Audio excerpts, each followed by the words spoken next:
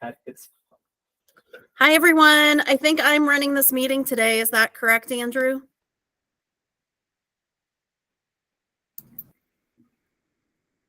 LaDonna, I do believe that's correct. Okay, fantastic. Looks like we have 1 minute. Do we have does it look like we have a quorum?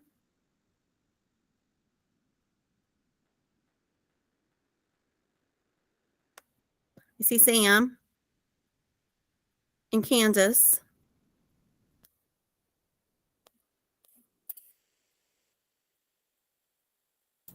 I would say yes.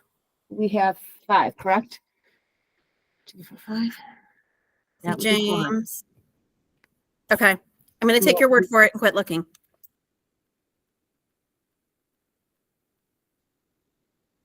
I'm LaDawn Sperling. I'm the vice chair of the State Housing Board, and I am running the meeting today in place of Anthea Martin, our chair, and I call the meeting to order.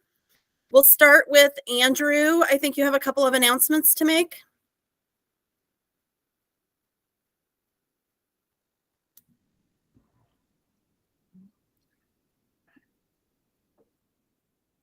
Andrew's at an event in Telluride and may not be out of whatever presentation he had to give yet. Okay. So should we start with projects and then go back to Andrew when he joins? Yeah, I think that is a good plan. Okay. So it looks like Fallon's here. Excellent. Does it look like our Paloma Garden team is here? Yes, they are, LaDawn. Okay, perfect. We will start with Paloma Garden then. Thank you, LaDawn. So presenting today on behalf of the Paloma Garden Project is Brian Riley. Hi, everyone. Thank you, members of the State Housing Board, for having us on to present today about our Paloma Garden Project. We're here today in regards to a supplemental funding request for Paloma Garden, a 127-unit project in Southeast Colorado Springs. It's a 4% state senior project that is comprised of the rehab of an existing building we own and a new construction on the adjacent parcel. We last were before the State Housing Board for our initial funding request in June of last year.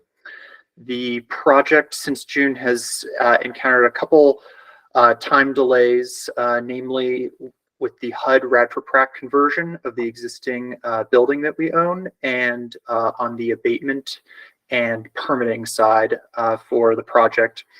And so we are coming before you now since we've had an increase in construction costs, as well as had to renew our rate lock at a higher rate earlier this year.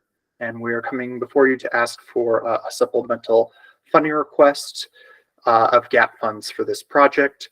We have been working with all our partners to find a way to solve this gap. We ourselves have put more money into the deal in the case of deferred developer fee, some other sources.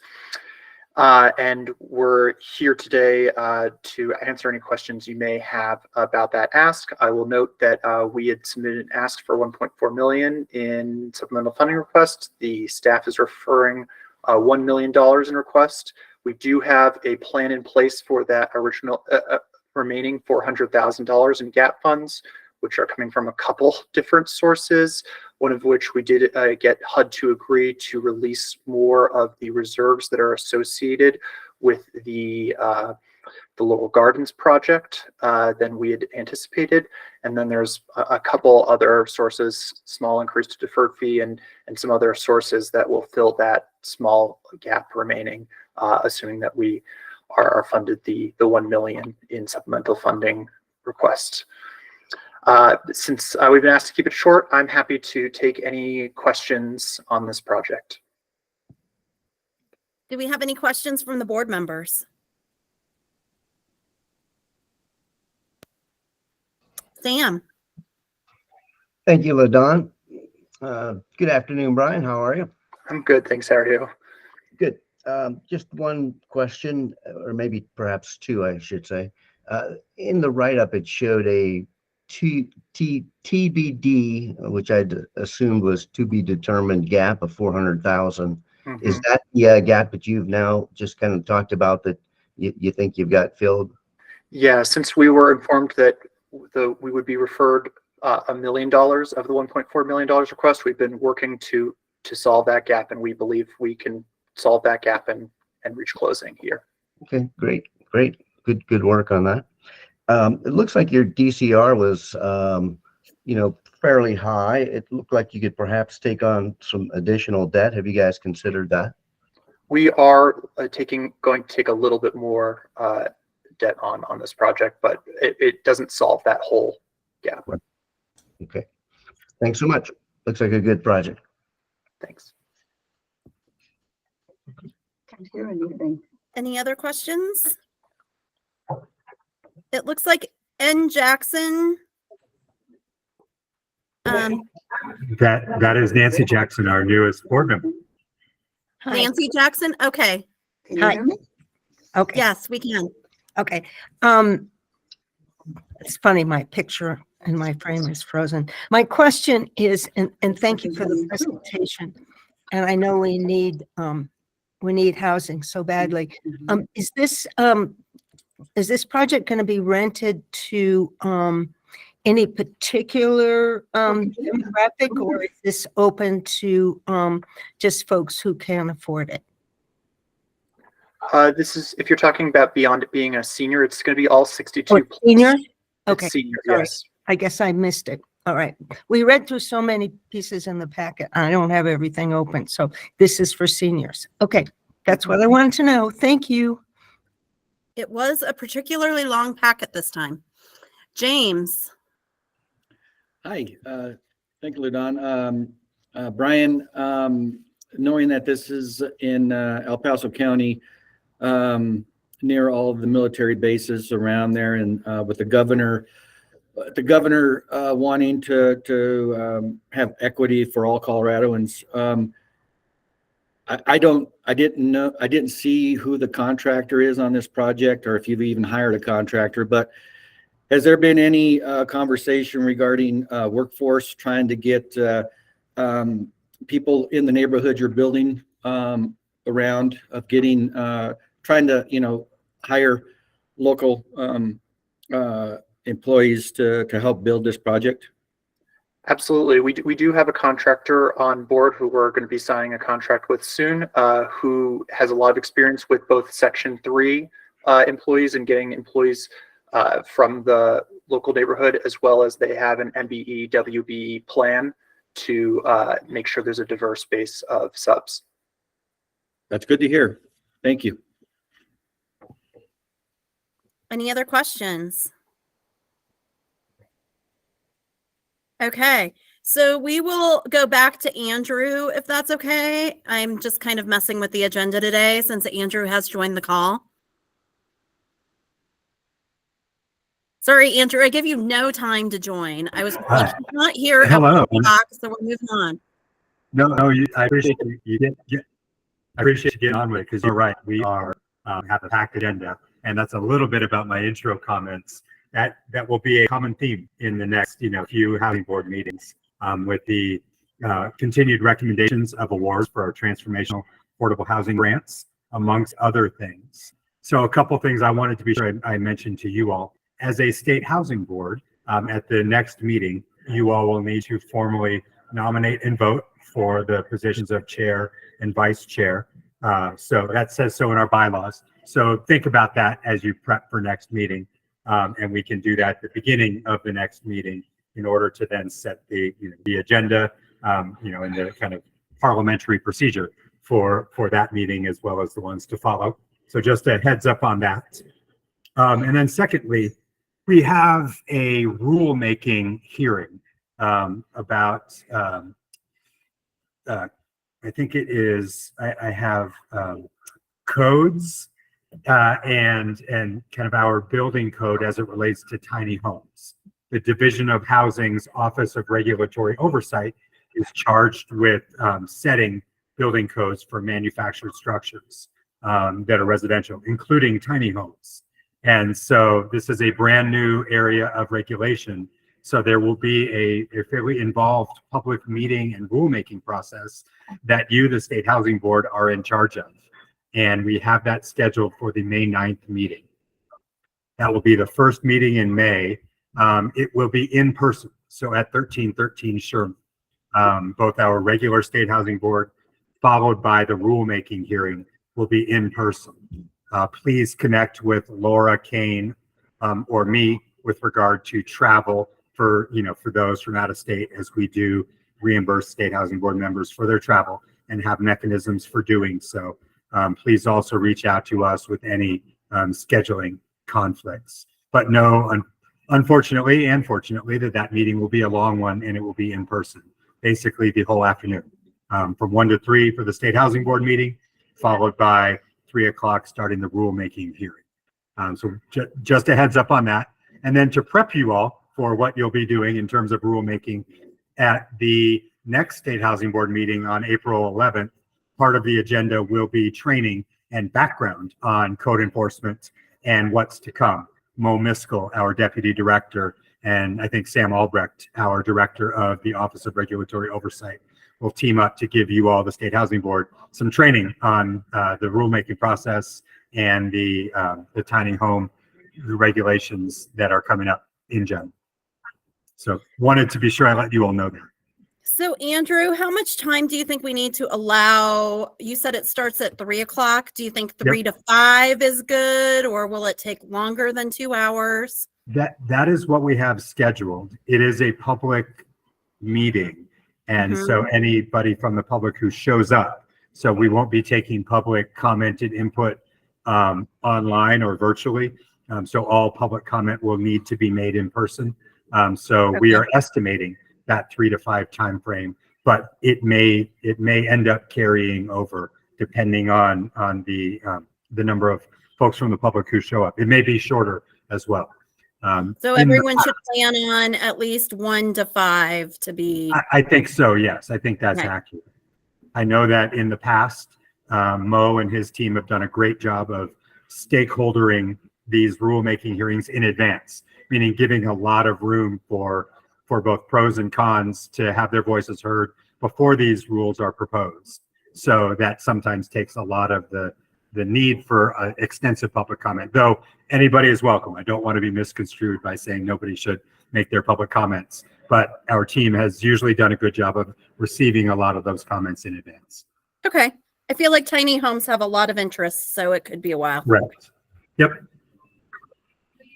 And then is Anthea running for chair again? That's a good question, and I don't want to presuppose anything. So perhaps I will take a look at what we've done in the past in terms of nominations, and take that feedback and then blast it out to you all. But we do want to be sure that when I do that, your correspondence back is simply going through Laura and me and not amongst each other on the State Housing Board, so that all of our deliberations, debates, and votes are done in an open setting. So, don't be emailing each other about who may or may not want to be nominated. Be sure you're just sending those messages to us so that we can then inform everybody at the same time. Okay, perfect. Thank you for reminding us of the rules. You are welcome. Anyone have any questions for Andrew?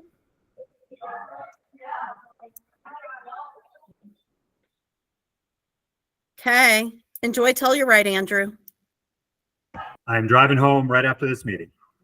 Excellent. Okay, so next we have the Brighton RAD Rehab Project, and I'll turn it over to Teresa. Hi, yeah, and sorry for not being on camera. I'm recovering from a cold and I will spare you those visuals. But I would like to introduce Deb Bristol to talk about this project. Take it away, Deb. Sorry you're not feeling well, Teresa. I am also getting over a cold, so I apologize if I'm a little bit difficult to understand. But thank you to the State Housing Board and DOH staff for working on us with this project. For this project, Brighton Housing Authority is redeveloping 5 duplexes across 2 sites, which have been converted from the public housing through the U.S. Department of Urban Development, the RAD conversion program. The 2 locations will provide much needed and often underrepresented 3, 4, and 5 bedroom unit sizes in today's available affordable housing inventory. These units will serve those at 30% and 60% AMI, including 6 project-based vouchers. The proposed project is supported by numerous partnerships guided by a dedicated internal services department operating out of BHA's offices. RAD Phase 2 consists of 3 parcels at 2 sites. In Brighton, Colorado, both sites maintain shared courtyards and are located within walking distance of several amenities such as parks, grocery stores, and several schools. The 2 duplexes to be converted to 6 units at the South 18th location are within less than a quarter mile of Safeway, the City of Brighton local WIC offices, and community reach. Both properties are within half a mile of the City of Brighton's major bus line, which connects residents to downtown Brighton. While originally all duplexes, BHA will be converting South 18th into 2 triplexes with finished basements, providing 4 bedrooms, 2 bath units. The North 5th property will include 4 units with 3 bedrooms, 2 baths, and a 3rd duplex being converted into a triplex consisting of 5 bedrooms and 3 bath units. RAD Phase 2 project and its related services activities will be supported by both development and services funding sources. Operating funds will be focused on providing support towards the property's long-term financial stability, and any excess cash flow will be dedicated to maintaining and expanding current services to RAD Phase 2 and the project's additional families it will be housing. We are particularly excited about this project because of its role in preserving housing that has been vacant for some time, but also the types of units and the increase in density. BHA is also utilizing this property as potential relocation for another major rehabilitation project located within a close proximity. This project is also working with a local bank and local contractor, which is something that we're incredibly proud of being able to promote within the community. And as a note, we are applying for some additional funds with Adams County, who had originally put funds into the project, but because of the small scale of the project and the number of years that it's taken us to get to this point with this type of missing middle, if you would, the kind of the terminology that we've been using to describe this type of project. It's taken a long time for us to get to that point, and Adams County had originally put funds into it, but we gave those funds back because of the duration of the project itself, and are currently going back to Adams County to see if we can get some additional funds for the project. I am happy to take any questions. Do we have any questions for Deborah? I have one question. It looks like you requested 400,000 and the staff recommended is 260. Yes. So where are you finding the gap that is not included in this? So we're going back to Adams County to get some of that additional funding for the project, and that's who we're in communication with right now to try to fill that gap, even though our gap is over 400,000.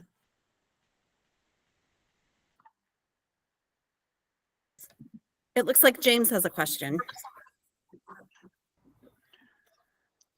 Hi, Deborah. James Martinez.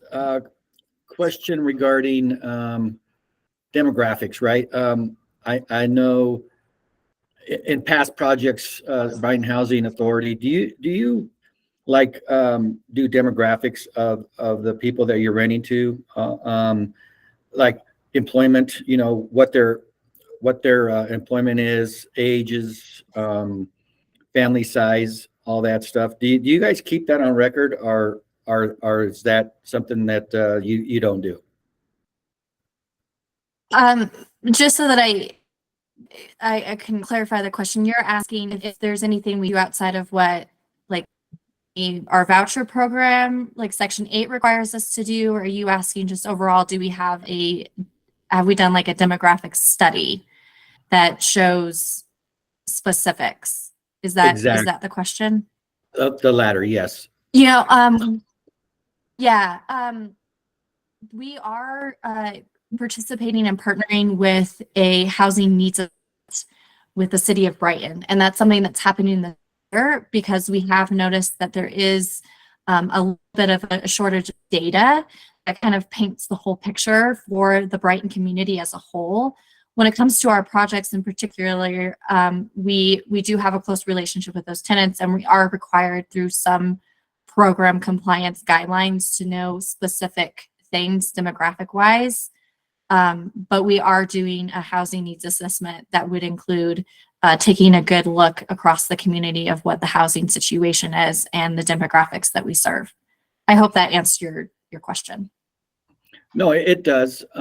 It definitely does. And I think that's just something that we as a whole, you know, as Coloradoans would like to take a look at moving forward, you know, is looking at this so then we can start seeing if we're, you know, assisting the community that you're building in, you know, and the people the people in the neighborhoods that you're building in are being served, you know, as well. And that's certainly what I like to do is start seeing, you know, just who are we serving with this money moving forward. Sure. Yeah. I believe we're definitely taking steps in partnerships with the local jurisdiction to make sure that we're getting a clear picture of what that is specifically for the Brighton community. Okay. Thank you. Any other questions for Deborah? Sam? Thank you, LaDon. Actually, my question's for staff. It's my typical sort of question. Why housing development cash flow loan versus a grant? This is a smaller housing authority. Just kind of a question. I'll step in and take this, Sam. As we analyze these projects, we really do our best to analyze them project by project and based on the real estate. And as you see from the underwriting, this project, once completed and folks move in, does have some positive cash flow fairly quickly. And our cash flow loan's only supposed to recover half of the positive cash flow. So we do feel like it's a good vehicle to both allow for positive cash flow to go to the developer, be it for-profit or nonprofit housing authority, as well as for the state to be able to replenish its funds so that these funds can be recycled to the next community who needs them 5, 10, 15 years down the road. And we have seen that over the last couple of years, you know, getting loan repayments in the $3 and $6 million range based on previous cash flow loans that have been done. So we do feel as staff that this is a good way to allow for a cash flow return as well as to set ourselves up for success in the future. Thank you, Andrew. I appreciate that. Maybe this question then is for Deborah. I heard you mention services in your presentation. What services are you providing to the residents of these particular units, or do you intend to provide? And again, do you? I just want to make sure that that the organization is capitalized enough to be able to do its mission effectively.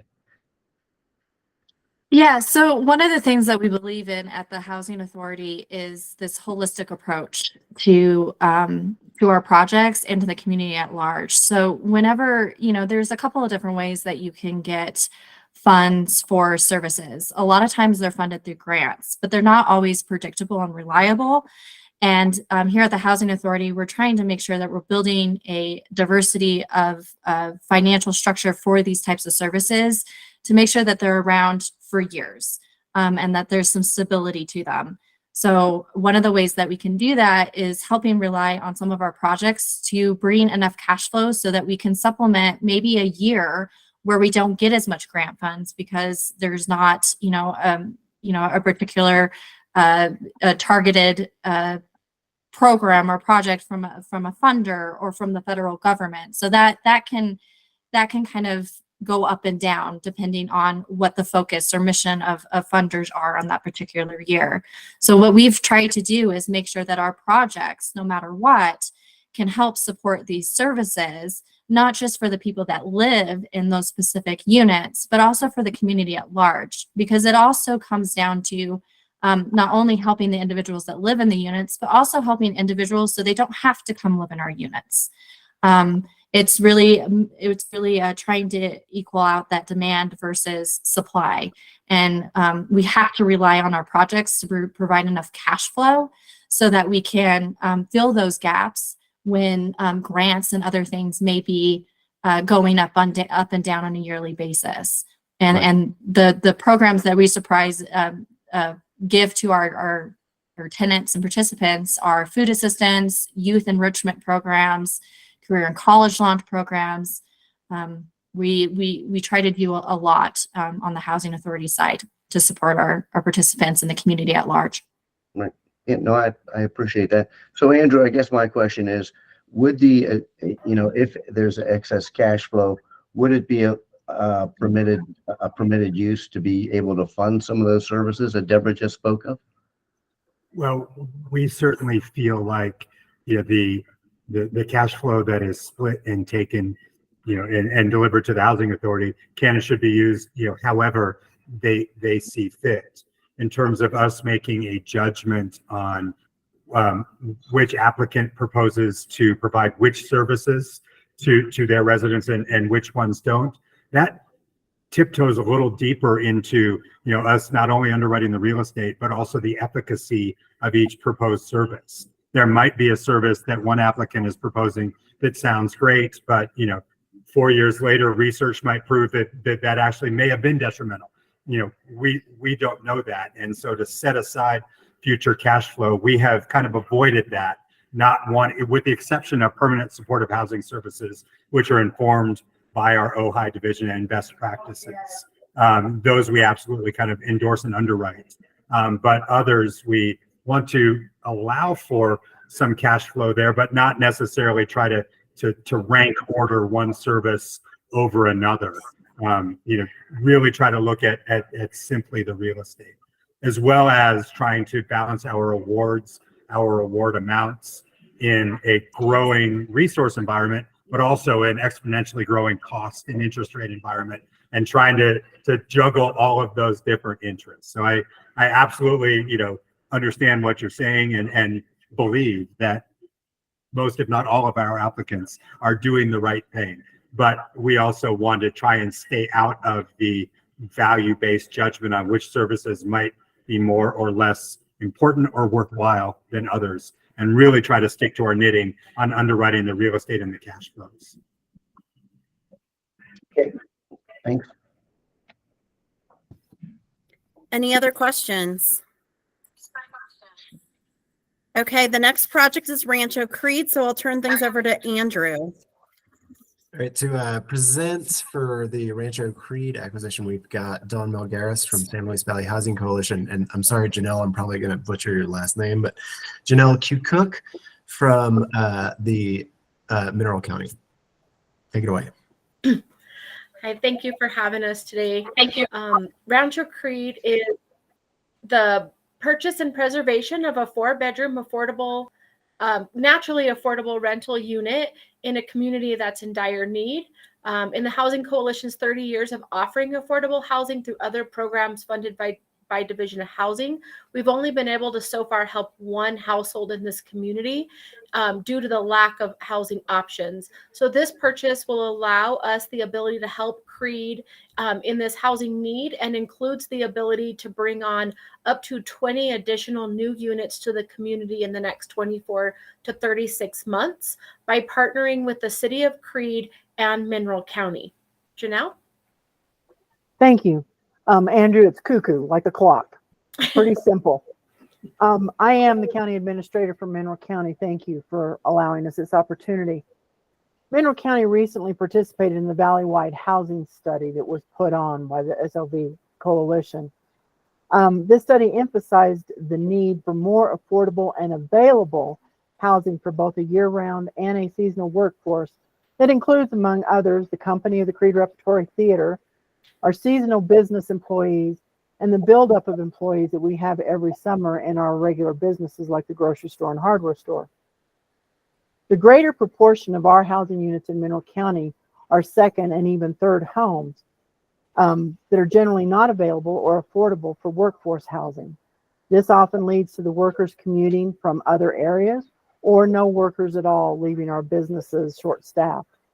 We're excited to be working with the SLV Housing Coalition and the City of Creed to preserve these units and to bring additional studio, 1-bedroom and 2-bedroom units to our county in the near future to fill both the affordability and the availability gap that we have. Thank you.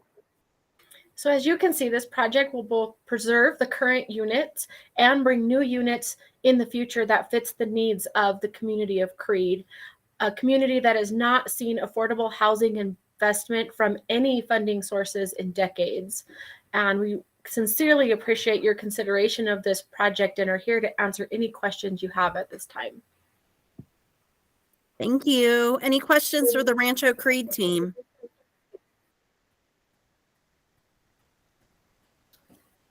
Sam. Thank you, LaDon. And thank you for the presentation. Excellent presentation. The question I had was the property looks like it was built in 2012.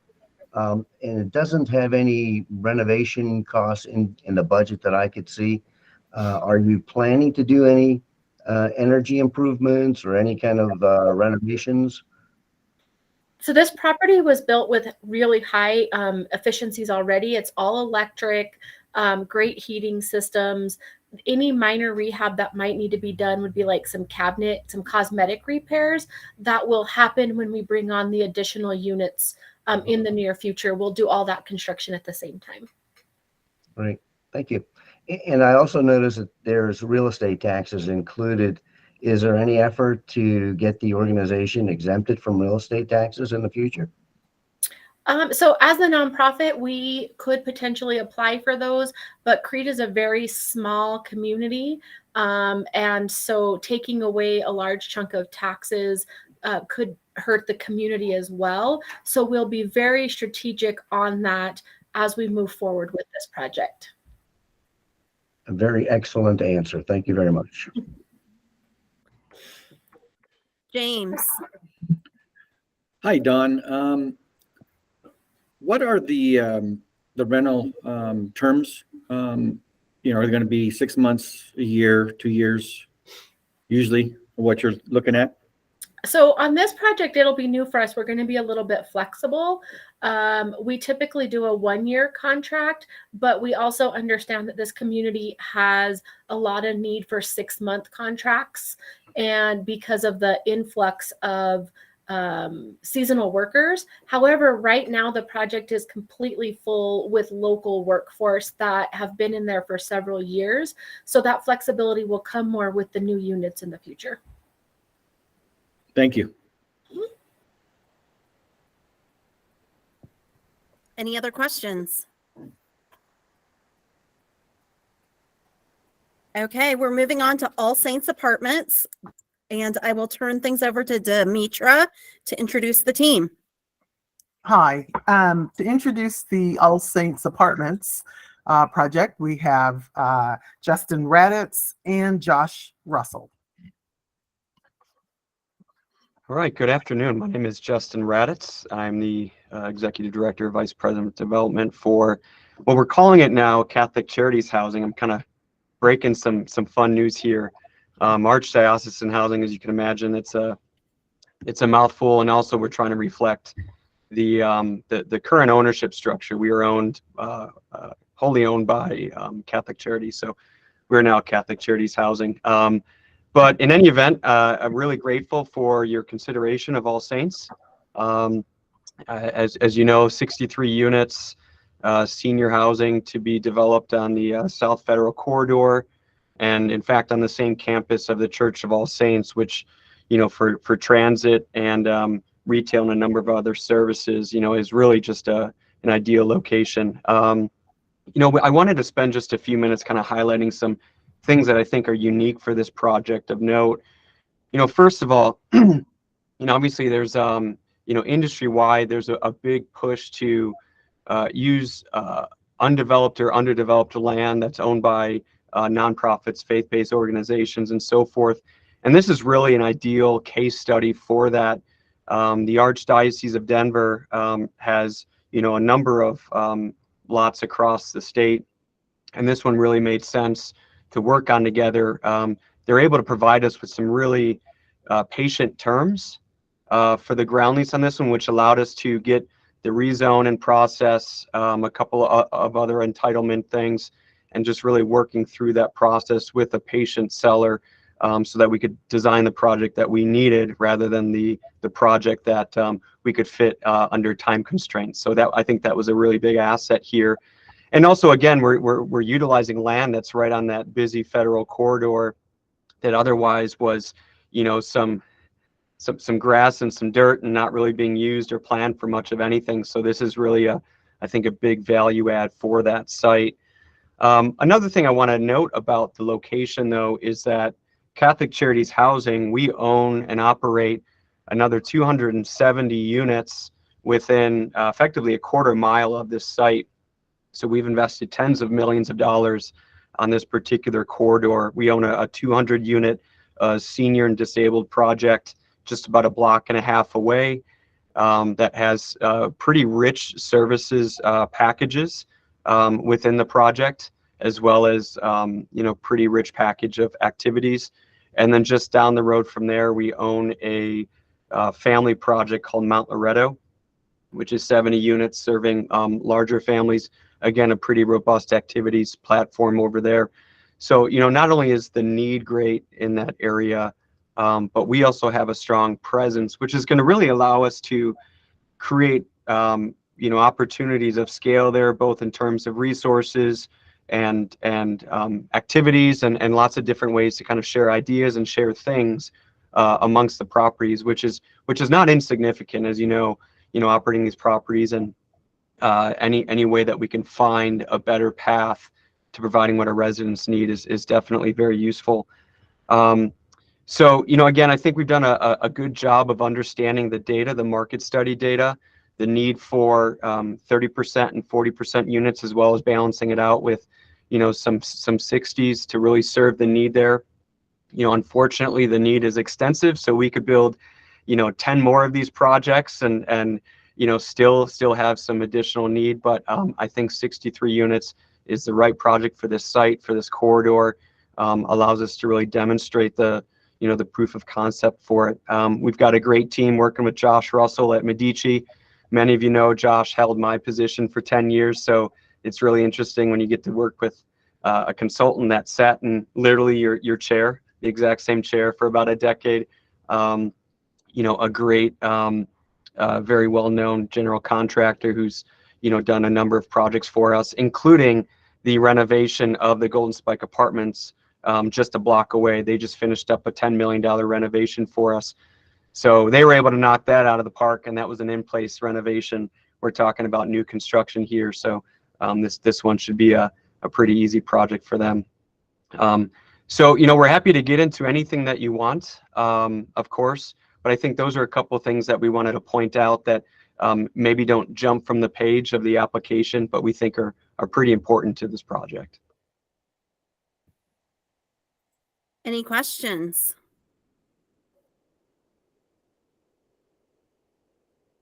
Okay. Think they let you off easy, Justin. Thank you. Okay. Thank you. Moving on to the next project, we have the Uray Sixplex with Olivia. Hi, yes, I'm excited to introduce Andrea Sobolewski with the Home Trust of Uray County to present on this project. Hi, everyone. Thank you so much for giving the Home Trust of Uray County the opportunity to present to your committee again. We're very appreciative of our 2 Operation Turnkey awards that enabled our organization to secure 2 properties in our county.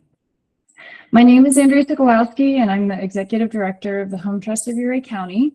We're a 501c3 nonprofit whose mission is to grow an inclusive, economically diverse community by providing permanently affordable housing and housing-related services to modest-income households. We currently serve the population of Uray County, which includes the town of Uray and the city of town of Ridgway and the city of Uray. And as the only local housing organization, we're committed to Uray County. We have the full support of our local governments, having received $30,000 in operating support in 2022 and an additional $60,000 in 2024. With the current market rents of Ouray County between $935 and $3,250 for a one-bedroom apartment, and between $1,200 and $2,950 for a two-bedroom, affordable workforce housing is out of reach for many households. Our communities need affordable rental opportunities in order for our schools, businesses, and local governments to thrive. A workforce housing study released last month by Region 10, which found that Ouray County needs at least 135 housing units below 100% AMI over the next decade to meet our workforce housing needs. This project at 734 4th Street will address the need for affordable rental housing for households at 80% AMI and below in the city of Ouray. The city currently has only one apartment building and few affordable rental opportunities. City housing supply is limited with 836 housing units and 120 short-term rental licenses, and development potential is limited due to the city's location in a box canyon. With this project, we're preserving 6 existing affordable rentals and avoiding the displacement of 14 members of our local workforce, making 80% of the area median income. The city and county have been both very supportive of this project and have donated $200,000 to the acquisition of this property. We have also received over $112,000 in additional local donations from community members. And CHAFA is financing this project with a $493,000 preservation loan and a $500,000 bridge loan to enable the acquisition of this property. The Home Trust was recently admitted into the Enterprise Community Partners Preservation Cohort. This includes a $50,000 operating grant, a $15,000 technical assistance grant, and peer-to-peer training. Enterprise has identified a strong need statewide to preserve small multifamily properties such as this. On this project, the Home Trust will be working with a respected local property management company, Ouray Property Management, who has been providing real estate broker services and commercial and residential property management services for the past 13 years. We will also be applying for a federal home loan bank grant for rehabilitation purposes in July 2023.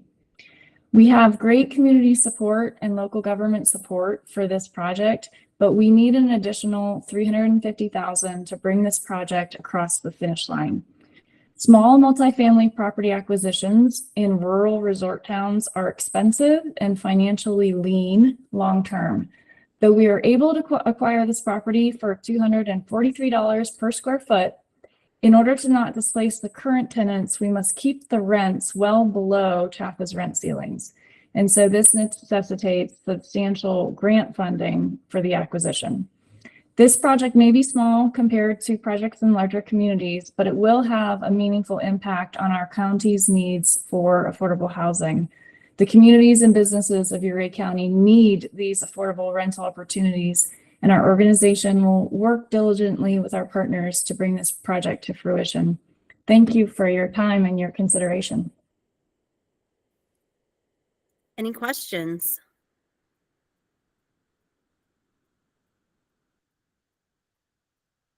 Sam. Thank you, LaDon. Thank you, Andrea. Just a question. You had mentioned the need to go out and get some rehabilitation funding later on down the road. I'm just wondering why not include that in the request at this time. Olivia, do you want to answer that, or should I attempt? I can hop in. Yeah. Okay. So we looked at the project both ways initially, as acquisition and or acquisition rehab. For the purposes of this application and where the applicant was at in the process, we figured it would be cleaner and a little quicker to just do the acquisition to make sure that someone else on the open market doesn't swoop these units, and we can preserve them as naturally occurring housing, and then do rehab as another phase later on as the applicant is starting to hear back about some of those grants that they're applying for. So then maybe my follow-up question would be the current state of the units, would they, in your opinion, meet housing quality standards? To a degree, they're all functional.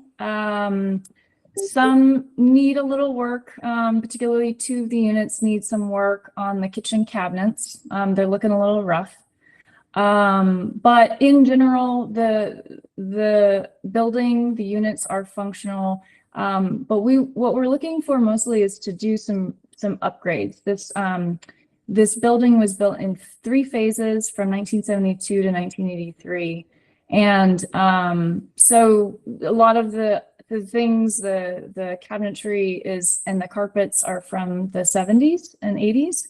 And so, I've gone in some of them. Some of them actually look pretty cool and retro. Like they're not in terrible shape.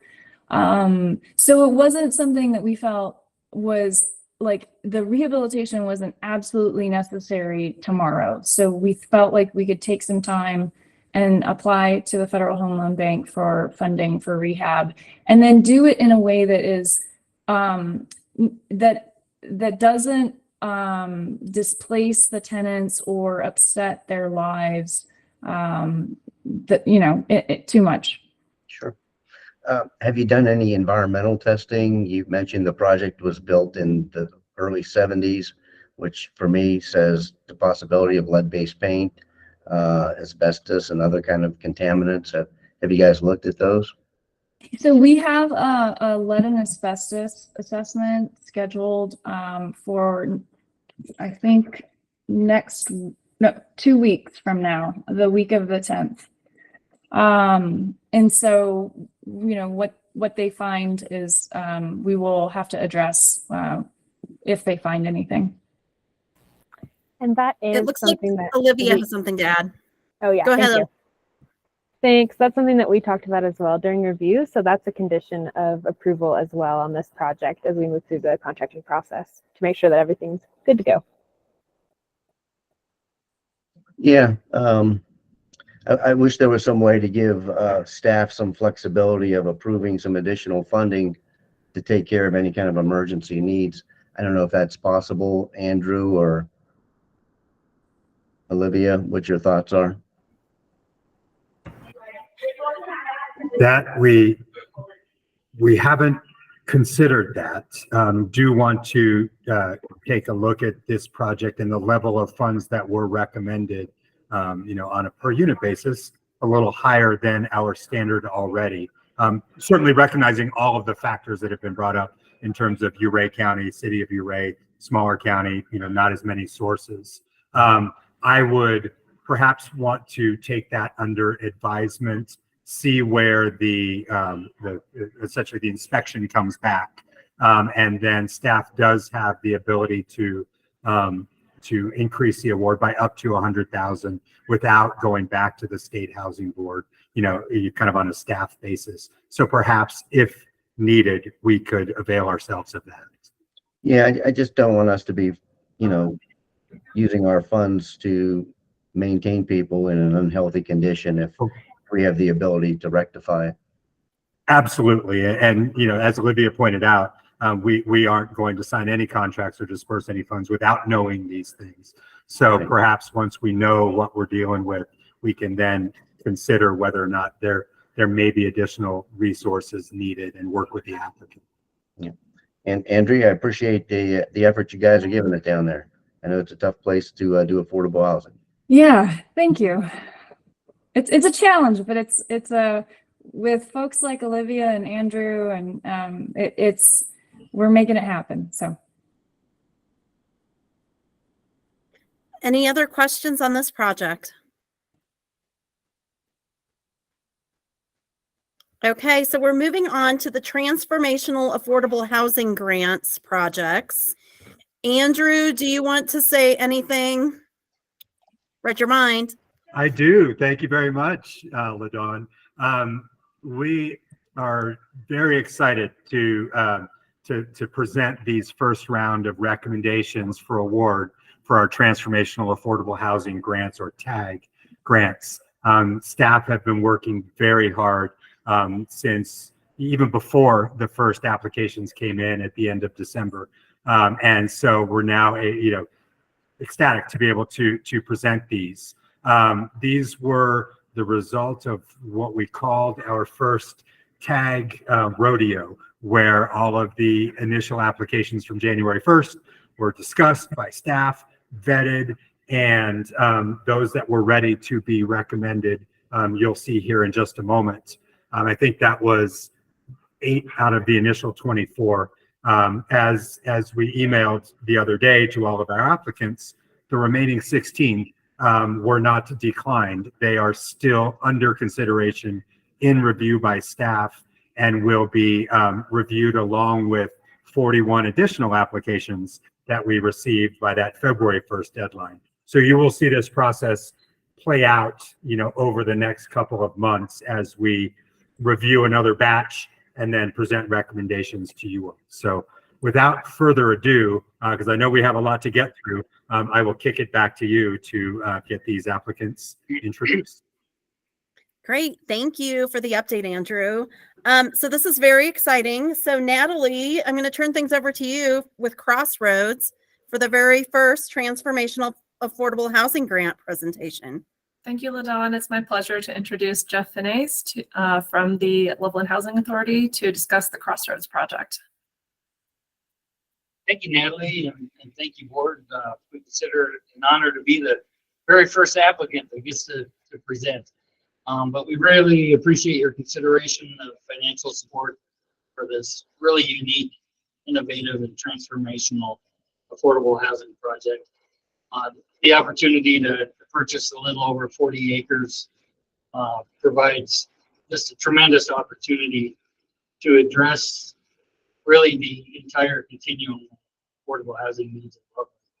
The approximate 325 units will serve households with AMI levels of 30% to 120%, and will provide both rental as well as home ownership opportunities.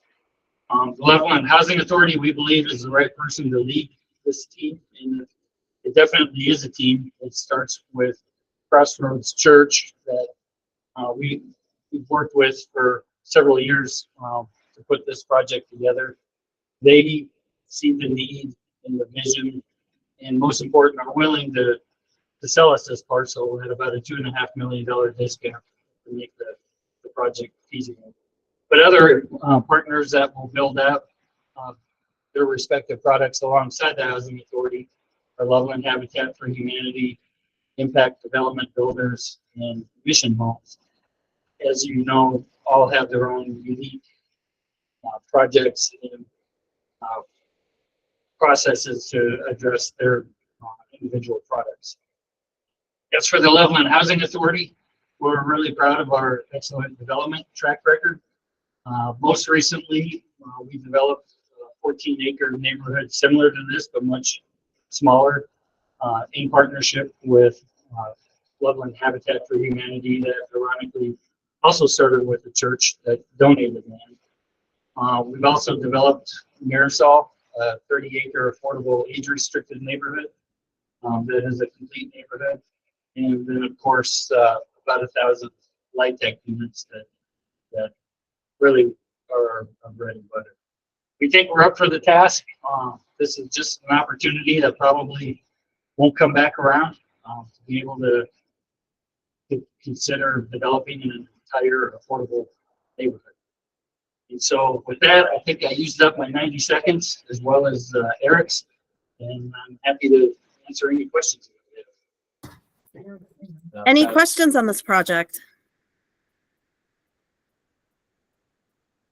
Sam. Thank you, LaDawn. Well, I happen to know something about this applicant, and I think they have a great track record of being able to make their vision come through. So I'm going to be happy to support this project.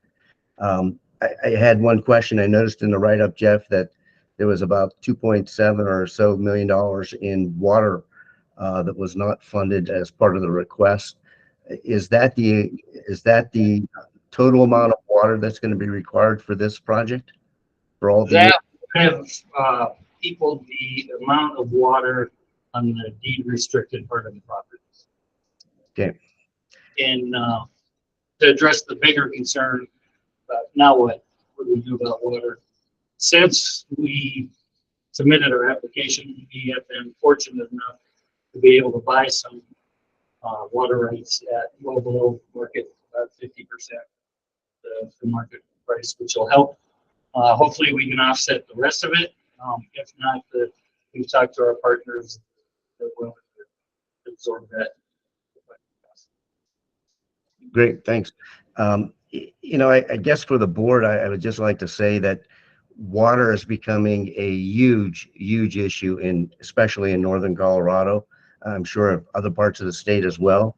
But there are some communities right now that development has literally stopped because of the lack of water. And so this is going to be an issue that as a board, that we're going to have to be accustomed to hearing requests for water to be included in the grant or the loan applications. The reality is, I think we already pay for it in one way or another when we actually give development grants and loans for projects that are, going vertical. The water is contained in those numbers one way or another. But it's becoming a bigger and bigger issue up north for sure. But I think this represents a great opportunity. Thank you, Jeff, and thanks to the staff for supporting the project. Thank you, Sam. Any other questions? Okay, we'll move on to the Village on San Juan. Olivia. Yeah, I'm back. I'm excited to introduce Carlton Mason and Karen Slater to talk about their project in Montrose. I want to thank you for considering our project. We're pretty excited about our opportunity here. Karen was not able to join me today as she took a much-deserved vacation this week. We do have Eva Bitch with Area Agency on Aging, though, and she is with us, and hopefully, we'll give you a short rundown, and if you have questions, she can hop in too. We really believe this project will make a significant impact on the need here in our community to address homelessness. During the midst of COVID, I'll kind of tell you how we got here. In the midst of COVID, we were on a housing call here locally, and Eva and I both heard a story of a young man that CASA was serving in the hotel next to a senior that was being served by Eva and her team, and the two connected, and they were taking care of one another. One was running to the store, and the other one was making sure the young man got home at night and where he had been. And it wasn't long later, we realized there were some opportunities for the two of us to team up and create a project where we could really hit this issue of both youth homelessness and the challenge for our seniors. We could hit it really hard and really make an impact on it. That's kind of what got us there. We're hoping that, the abilities of the two. CASA has been in supportive housing now for going on 4 years, mostly with young adults. But we really see this as an opportunity not to just create an isolated community of youth or even of seniors, but to create a community that has multiple aspects of housing covered, in order that the strengths of all these populations can kind of interplay and provide opportunities to learn and grow through mentorship and just the seeing of, the variations of people across the spectrum. Eva, do you have anything you'd like to add? I just think this is a unique opportunity. We don't have any supportive housing except for these two projects that Carlton already has in Region 10, which is 6 counties. We kind of have a unique region over here. We have Telluride and Crested Butte, but other than that, we also have Paradox and Nucla and Lake City and places like that. So our homeless population is growing by leaps and bounds, and our our population of older adults suffering from homelessness is really on the rise. So we're really excited to have this opportunity to bring these two generations together and start moving the needle on solving some problems over here. We appreciate this opportunity. Okay, it looks like Nancy has a question. Nancy? Thank you. I'm really intrigued by this project. You kept using the word unique. I'm wondering if it is unique, and even if not, it's unusual enough. Is there going to be any way that you're going to have some folks to kind of watch it so that you can document the interactions between the young folks and the seniors? I think I'm just wondering if it could be a model, if it works as you hope it will, then I think it might be a really interesting model that others might want to emulate. So I'm really hoping that you keep track of what goes on in that community, if they do build a community or if it becomes two separate communities. I'm wishing you good luck, because CASA kids need all the support they can get. And speaking as a senior, so do we. So it's fascinating to me. Yeah, and you know, the older adults and the younger adults are going to be intermingled. So we're not segregating those two populations at all. And we're really hoping for some meaningful interaction. The community center is specifically designed to try and bring those two generations together and support each other with their strengths. So we'll see what happens, but we are definitely realistic and optimistic.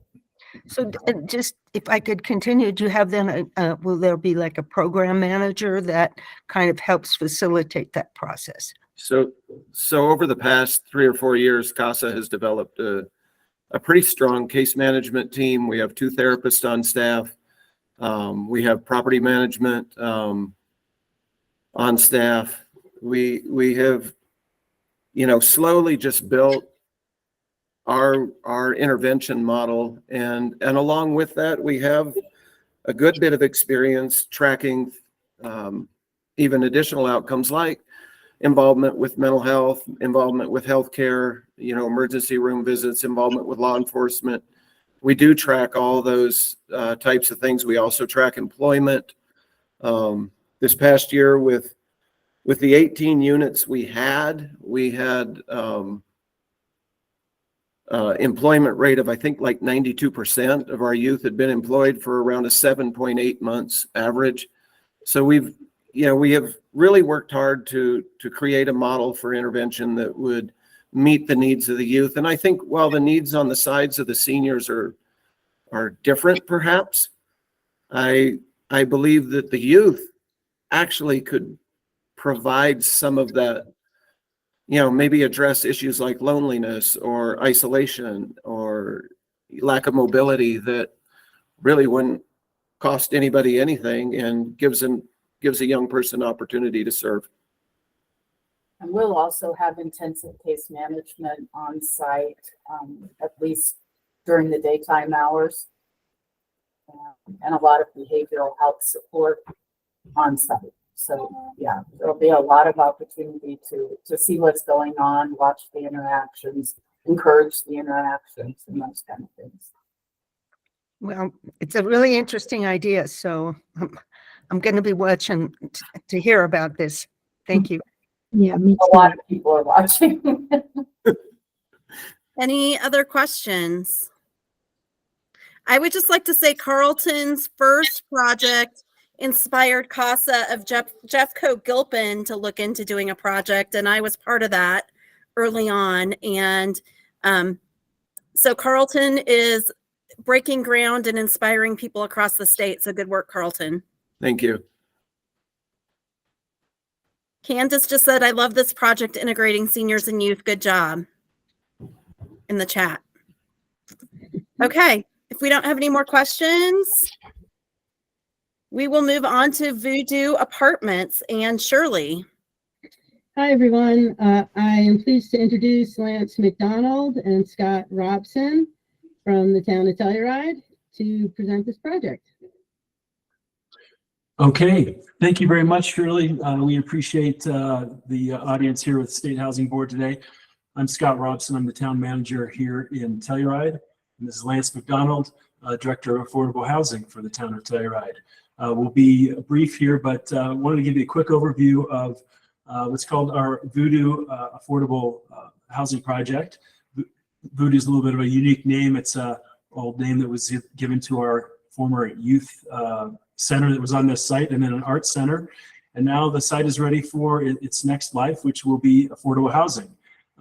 This project contains 27 units right in downtown Telluride, and we're within a National Historic Landmark District, which makes it quite unique in that front. You can imagine it's received some very strict architectural review to get to where it's at today locally, but we think that's a great thing. Being located right in the core of Telluride, this project is highly walkable and bikeable throughout the commercial core for our primary employment centers. It's right across the street from the post office, a market, right across from our local community library and the gondola. So it's an incredibly central location, which can make things a bit more complicated sometimes from a building standpoint, but we think it's really critical that it be located central here in Telluride. It's an all-electric construction, is ready for, it's fully EV ready and net zero ready down the road as well. It includes covered parking, parking garage, and carports. In fact, most units have private decks and some assigned private storage lockers as well. The town of Telluride on this project donated the land to the project. We also provided a $4.7 million cash subsidy to get this project moving. And we also have waived water, sewer, building permits, and so on for this project that have a value of approximately $1.25 million to the overall Voodoo Affordable Housing Project. The project is literally shovel ready. The site is cleared and ready to go. And this is going to be serving our 110 to 170 AMI residents, which we feel is a really critical missing middle in Telluride for our teachers, entry-level doctors, things along those lines. I'm going to hand it off here to Lance McDonald, our housing director, real quick for a few more details. Thanks. This is a new type of project for us. Right now, we have 230 rental units in our portfolio, ranging from boarding houses to tiny homes to multifamily type units. But 90% or over 90% of those are targeted to incomes primarily below 100% AMI, and they're usually targeted between 50 and 100% AMI. So we have our housing needs assessments have been speaking to this issue of providing deed restricted rental housing for the upper incomes and the upper middle incomes. And we're also hearing from our citizens. So this is a project that's responding to that need. It's new for us. And so we are targeting this project, as Scott mentioned, between 110 and 170 AMI. This project's also important from a social point of view because having housing in the core of town reduces, as Scott said, commuting times, but it also allows more time for people to spend with their families, more time to spend in their community, to volunteer for certain groups. Also lets kids walk to school or easily get on a bus. It's just those types of things that tend to get hollowed out and are missing in these resort communities. So doing this project at this site in a very visible location also helps demonstrate that this community is committed to housing, and it's committed to having housing in the core of town and not pushing it out to further rings out. So that's it is an expensive construction, but we are financially at the town and Telluride side committed to seeing this project get started and completed. As far as the history of our organization, the Telluride Housing Authority has been around for about 30 years. We have 40% of our town's population living in deed restricted housing. And 24% of the town's population is living in rental housing that the Telluride Housing Authority has constructed and owns and manages. We feel that we have the capacity to do a project of this scale. We have recently completed other multifamily or apartment type rental projects. And we also think that having the momentum and having the state as a partner, but really for the first time on a project like this, also sends the message that we are connected to the state, and that the projects that we are doing are valued across the whole state, and we certainly support the other projects that you are looking at as well.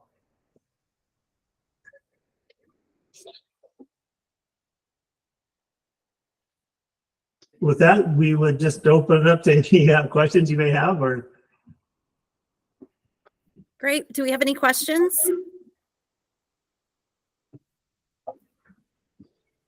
Sam. Thank you, LaDon.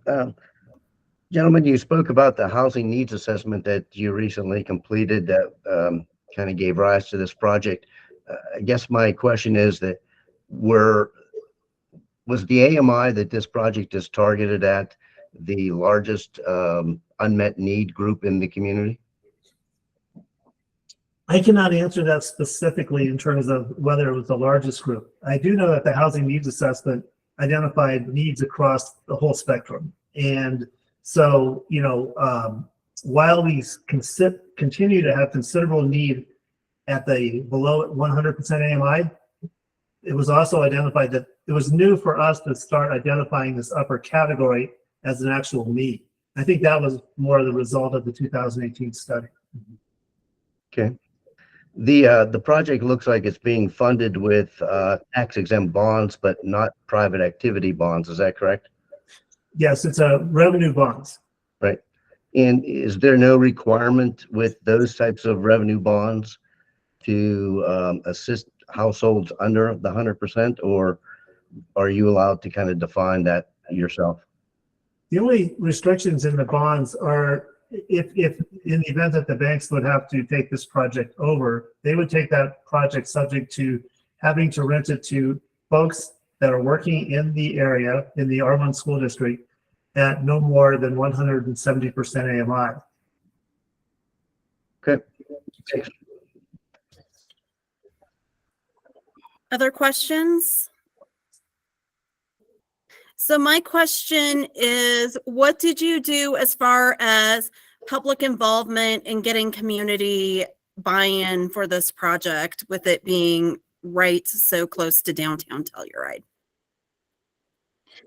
Yeah, great question. And this went through certainly 3 different tiers of local commissions, from our town council to our historic and architectural review committee to our planning and zoning as a first off. Each of those held public hearings. We held a series of open houses as well, and had quite a bit of input from throughout the community, even outside the community, because this is so unique. There were and there will continue to be a historic structure remaining on site. So much of the input was not just around that kind of missing middle of AMI. Again, teachers, dentists, doctors who are really having a hard time remaining in Telluride. We heard a lot of that during the public process, but also, again, architecturally at mass and scale, we received a lot of input that modified and I think ultimately improved the design here.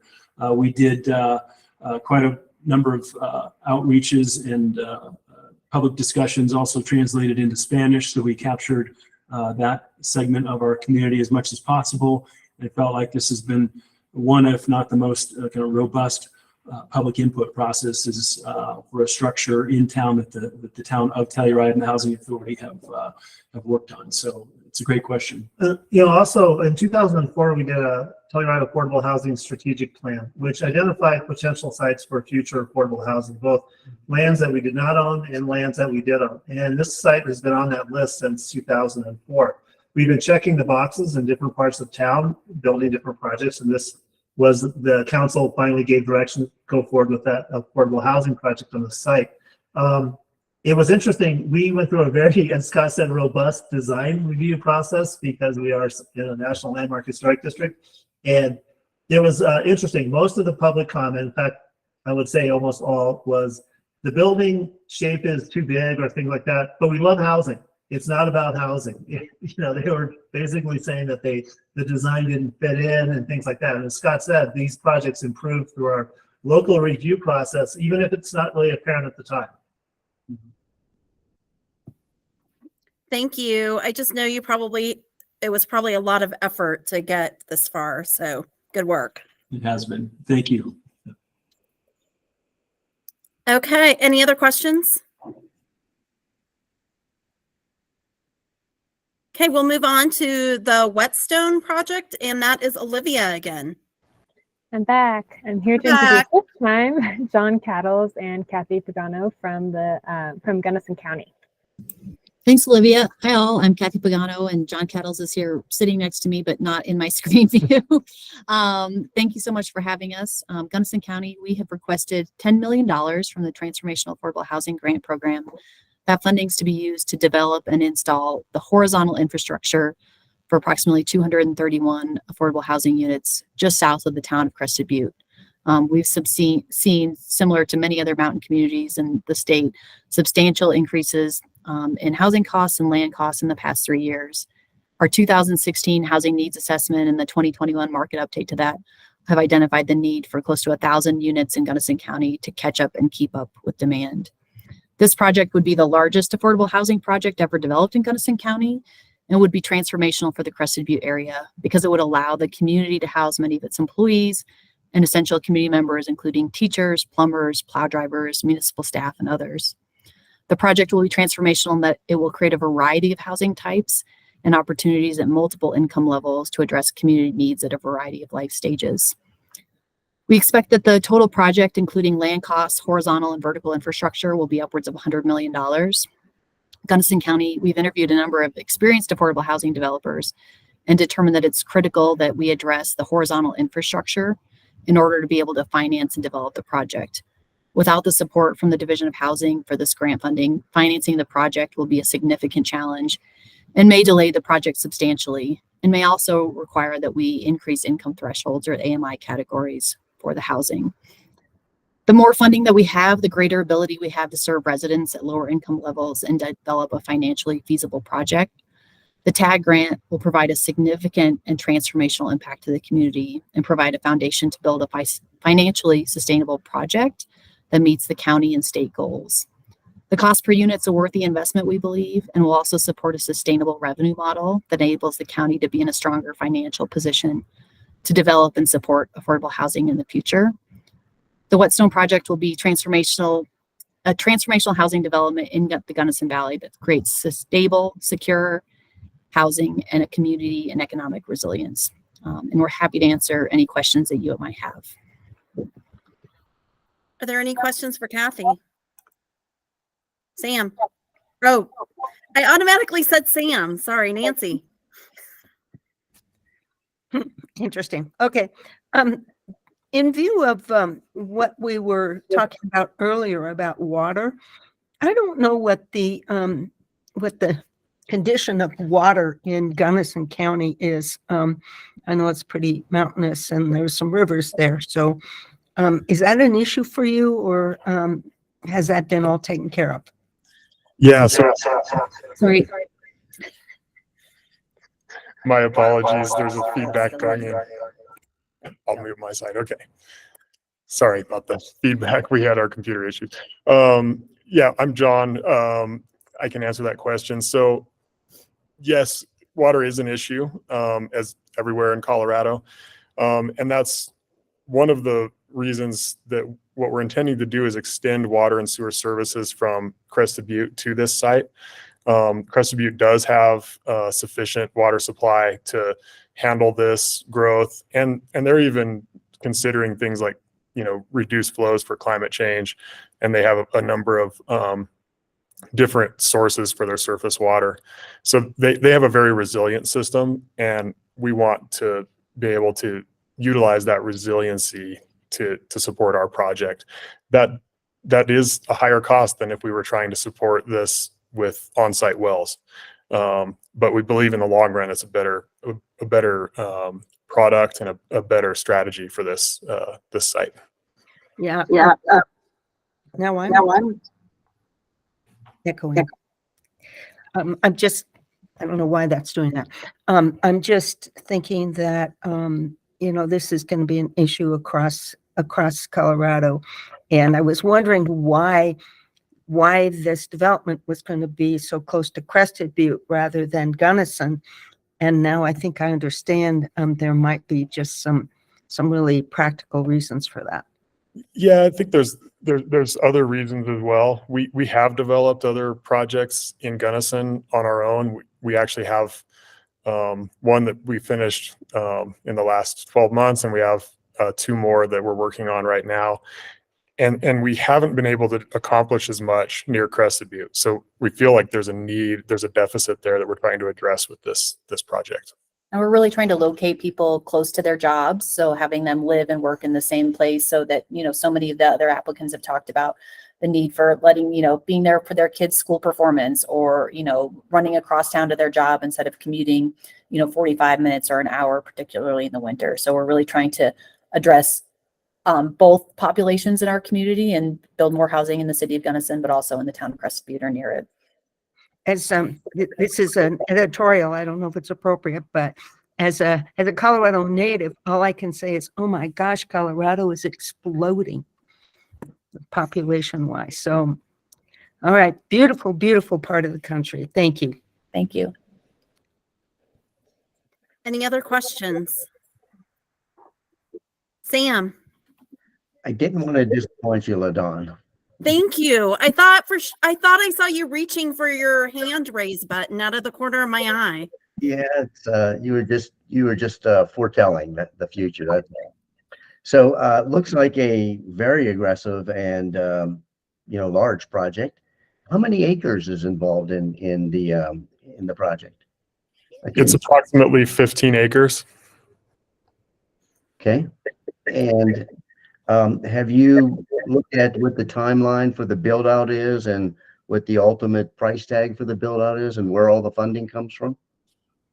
Yes. Although, some of this is still, in progress, obviously at our stage, but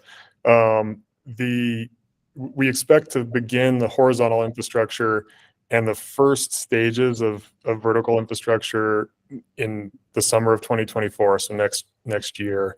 And then we believe that it'll take 3 years to finish full construction. And it might be possible to do that faster, but we intend to really monitor the absorption rate and make sure that we're thoughtful about how this project gets phased. We know there's enough demand there, but absorption still takes time. And so we're anticipating a 3-year vertical build. As far as the rest of the funding, so we have a number of sources.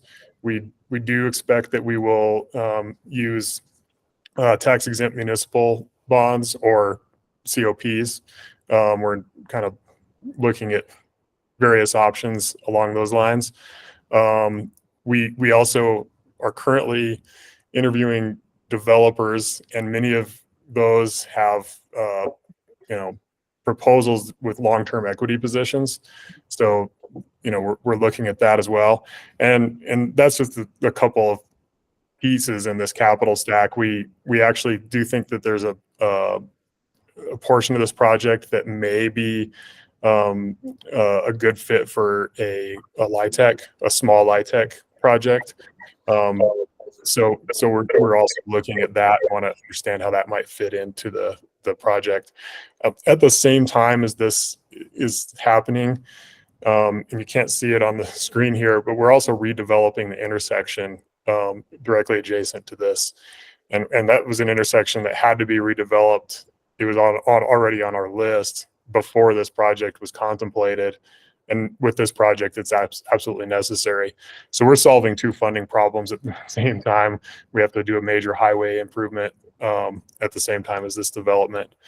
So the capital stack is going to be anything and everything, but primarily I do believe it'll be tax exempt bonds.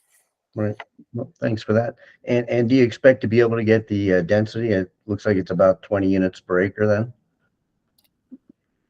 Yeah, we've received sketch plan approval already from the Gunnison County Board of Commissioners. That's gone through our the first phase of the entitlement process. So we have a little bit different land use permitting process in Gunnison County than others. We are not zoned, but we do have land use regulations.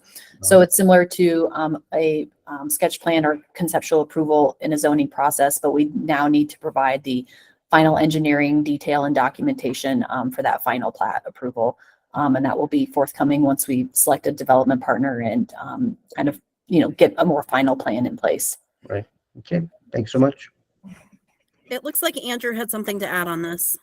I do. Sam raised a great question. It's just an opportunity to speak a little bit more about the tag and the source of funds being the ARPA SLFRF funds, which are required to be contracted by the end of 2024 and spent by the end of 2026. So we at staff have worked with all the applicants in terms of making sure that the project or the scope that we are funding, in this case, the horizontal infrastructure, will be able to meet those dates and not necessarily also grabbing into the definition of our project, the build out or the vertical, so that we can make sure to hit all of those absolute required milestones. Olivia did a great job working with this particular applicant, as well as others in our staff when we got applications, making sure that we can size it down to a doable chunk to be accomplished by that drop dead date of 12/31/26.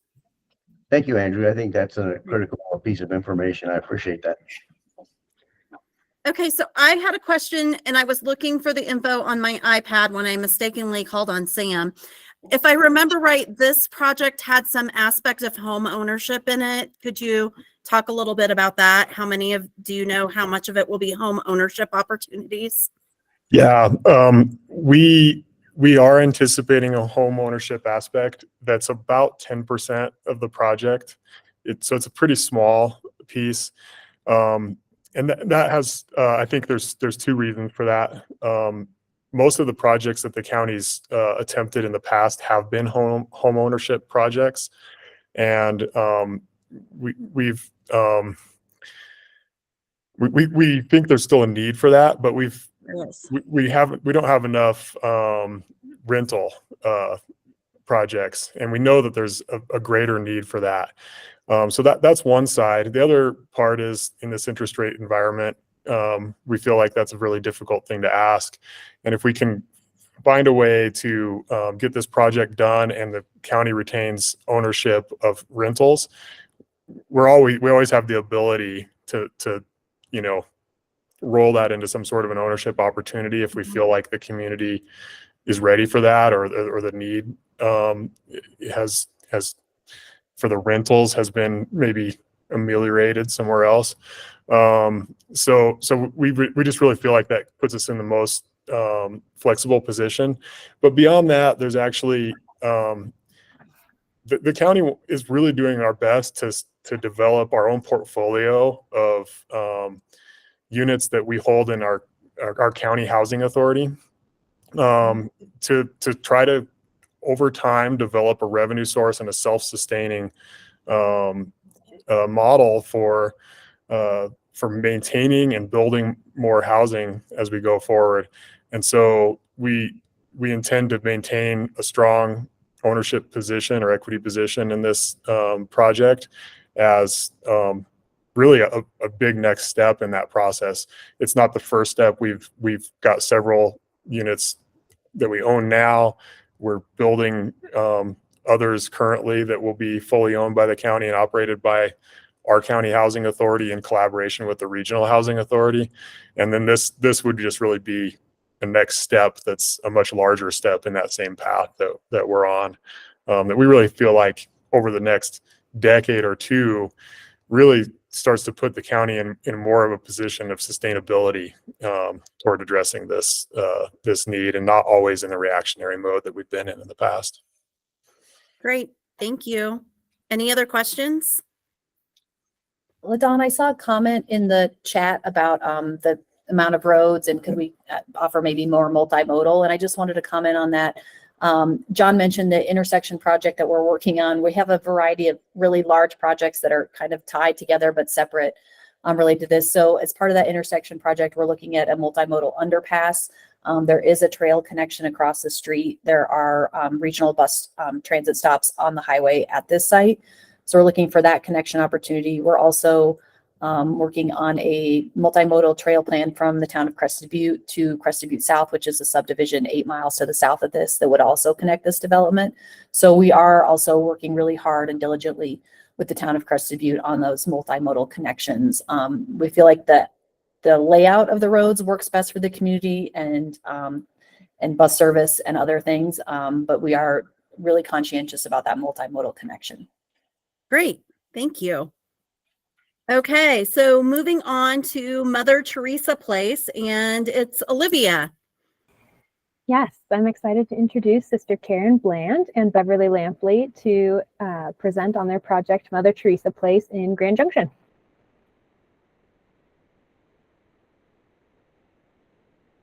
And you're on mute. If you want to unmute, it's the bottom left-hand button with the microphone.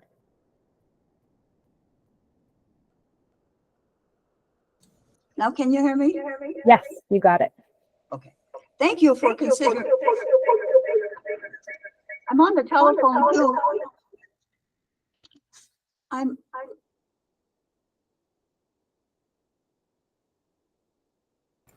We lost you again. If you want to unmute and maybe use your computer audio and hang up the phone, the feedback might stop happening. But we can't hear you. Now, can you hear me? Yes. Okay, all right. Thank you. But I had to put on the words because I couldn't hear you for some reason. Thank you. Anyway, thank you for considering our application for a TAG grant. And also thanks for the help that we've received from Olivia, Andrew, Zach, and another Andrew.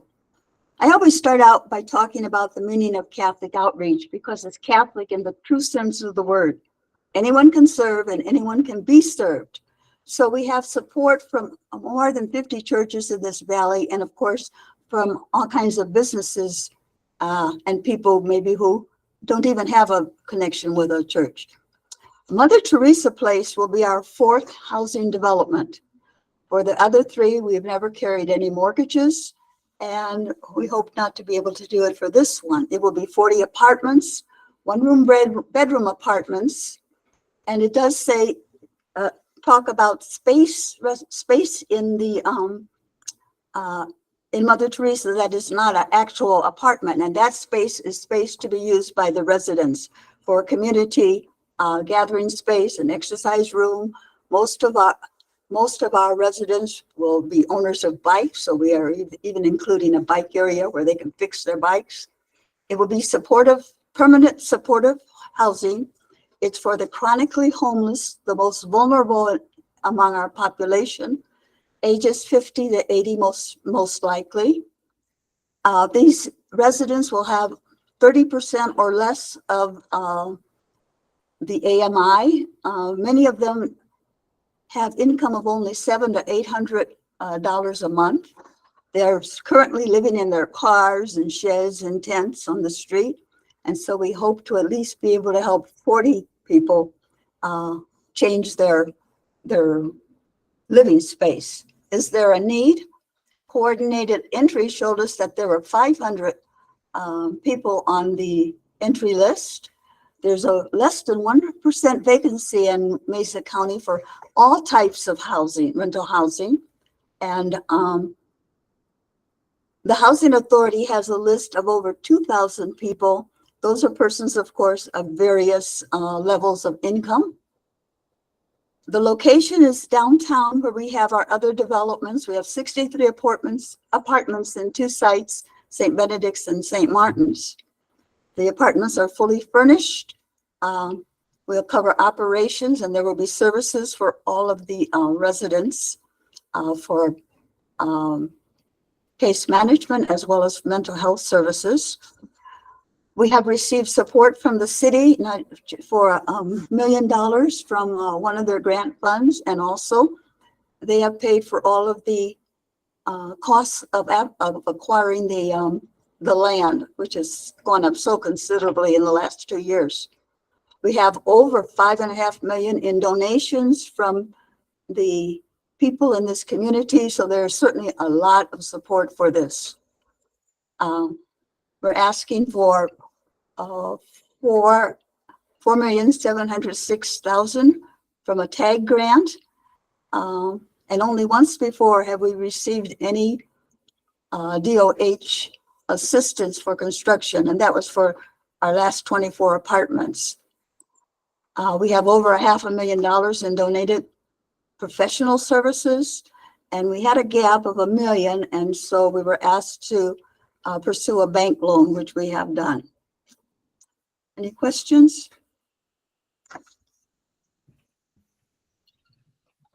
Okay, we have a question from J. Ryan Moses, one of our housing board members. Yes, ma'am. Hey, good afternoon, ma'am. First I off, can't hear you. I truly appreciate the multicultural as well as interfaith frame. I can't hear you. Can you hear me now? Can you hear me now, I ma'am? can't hear you, but I can see your question. Oh, can you hear me now, ma'am? Your Can everyone question else- is, Can everyone else hear me? Okay. I think everyone else can hear you. I think she turned could you repeat your question? up her audio. Yes, and have yes, closed ma'am. captions. Can you hear me now, ma'am? What Is that happened? Sister Bland? I'm here. Yes, I guess ma'am. you Okay, can hear good. me, but I can't hear you. Okay. But what was your question? My question is, first off, I appreciate the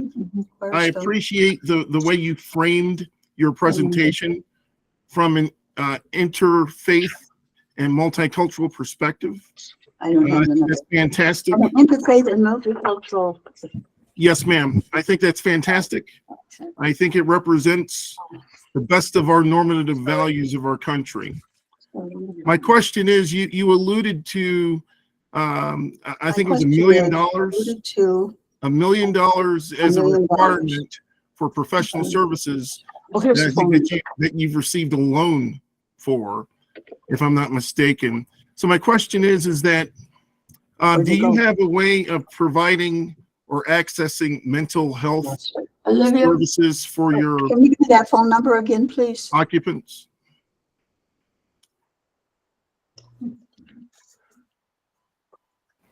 Sorry, I think we've got some audio issues. If we just can pause. Olivia? for a minute. Yeah. 5183. What? 5183. And the pin? Olivia, can you hear me? Yes, I can hear you. Do you have the pin? I'll introduce myself to the group. My name is Doug Aiden. I'm the chair of the Building Committee for Catholic Outreach. And perhaps while they're trying to deal with their technical difficulties, the answer to the gentleman's question is yes. Part of the supportive services that we will provide to our tenants include mental health services. That's great. Can you hear me, sir, for a follow-on question? Yes. Okay, so here in District 5 in Colorado Springs, my wife and I, actually my wife is a practicing Catholic. I'm a member of the Methodist Church, so we have the little interfaith thing going on in our own home. However, we both are thankful to give to Catholic Charities of Central Colorado. So my question is in terms of, I guess, a network, a charitable network, how much access do you have from a resourcing strategy perspective from the Catholic Charities of Central Colorado to where you are in the northwestern part of our state? We are not reliant at all on Catholic Charities. We receive financial support from a variety of churches in the area. But as Sister Karen said in her opening remarks, it's Catholic in the sense of it's very interdenominational. So we get funding from or donations from a variety of faith-based organizations in the area, and we get funding from lots of other sources as well. Now that's fantastic to hear. Thank you, sir, for I guess being an interlocutor today, and thank you, Sister Bland, for the fantastic presentation you gave today, ma'am. I would also say that we don't belong to Catholic Charities. We are an ecumenical organization completely independent with our own board here in Grand Junction. One other comment I'd just like to make that I think, I'm a retired banker. So one of the things I'd like to make about this project is nobody's making any money on this. And I say that in the sense that Catholic Outreach, of course, is a nonprofit, and every dollar we get goes back into providing services. And we do our work with very little paid staff and a lot of volunteers. But what's really unique here is our contractor and our architect, Shaw Construction and Chamberlain Architects, are donating their services. And by that, I mean they are doing this job at their cost without their normal profit that they would charge in this. They also encourage their subs to do that. Our legal fees are all provided at no cost by a local law firm. And as Sister said, we've received tremendous support from the city of Grand Junction. I would certainly appreciate the support as well. So Thank you for illuminating that, sir. That's fantastic. No, thanks a lot. Thank you. Do we have any other questions? Okay, we will be moving on to Hoffman. Okay, thank you. Sorry. I will turn things over to Teresa. Yeah, I'm happy to introduce Laurel Cole to talk about this project. Hi, everyone. Thank you so much for having me here today. So Habitat for Humanity of Mesa County is requesting $400,000 to build a total of 8 single-family homes with 3 or 4 bedrooms, depending on the number of people in the household of the qualifying families. The proposed site is land that Habitat currently owns and is completely shovel-ready. We have all the infrastructure completed. So it's completely shovel-ready. All permits and approvals have already been received. With our building, to minimize costs, our homes do not include garages, but each one will have a cemented 2-car driveway.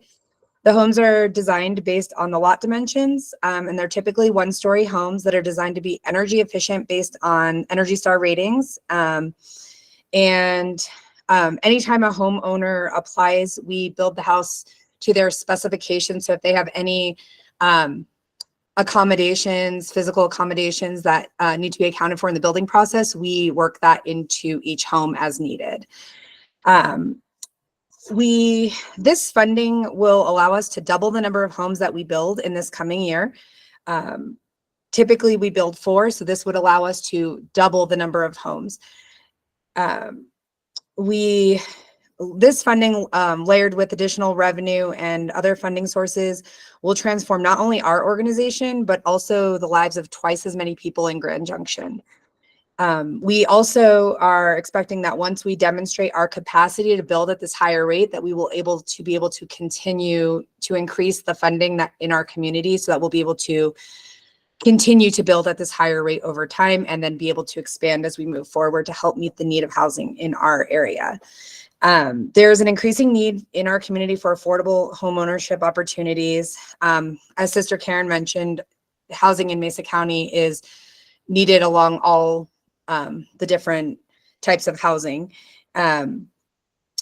While there are additional housing projects in the pipeline here, these all are focusing on rentals, and Habitat for Humanity of Mesa County is the only developer offering an affordable home ownership opportunity in the city of Grand Junction. Additionally, there are no starter homes available in our community, which means that many of our younger population and students do not remain in the area long term.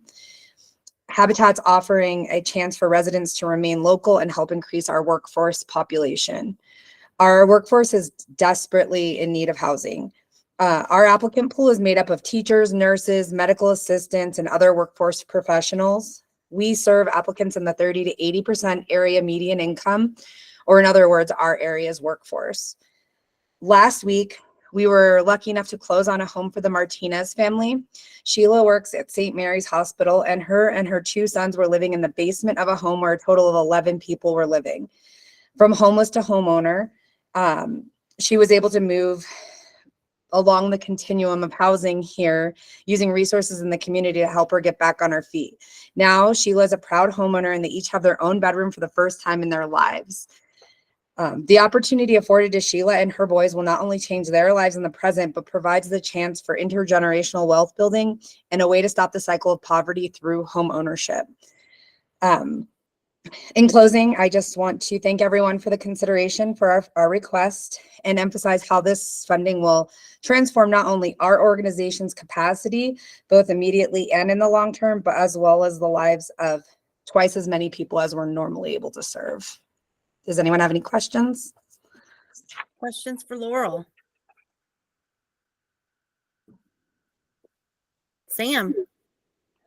Thank you, LaDon. Laurel, great presentation. I'm a big fan of habitat projects, and I was just wondering, what's your biggest limiting factor in Mesa County that limits you to 4 units per year or 2 units per year, whatever the number is? Right now, money is our major obstacle because we currently have land to build on for the next around 2 years or so if we increase our building at the rate that I'm planning to. So right now it's just, our houses are built, we keep our prices down by using volunteers to do a lot of the work. So we have so much support in our area that really we could have a group out almost every day if we opened up our schedule that much. So we have the labor force and we have the support of our community. It's really, a lot of people look and say, oh, well, if you're building 4 houses a year and our impact is only impacting such a small percentage of the population, then I think that kind of is part of our major concern with like what slows us down or keeps us from increasing faster. So this funding will allow us to demonstrate to the community that we can build more with more funding. And I think it's the very first step in continuing to increase the number of the fiscal support we receive from our community, because we do have so much actual physical support from our community. Great. Thank you so much. Any other questions? Well, Laurel, thank you for what you're doing for home ownership. That's needed. Those projects are needed too. So thank you. Thank you. And if you're ever in Mesa County, let me know if you want to join a group build. I don't know if you'd want me. My skills are not that direction, but You'd be surprised. There's always a place for everyone. So thank you for letting me present today. okay. So we now have Sugar Mill, which is also Teresa. Yep, and I'm happy to introduce John Lovell to talk about this project. Thanks, Teresa.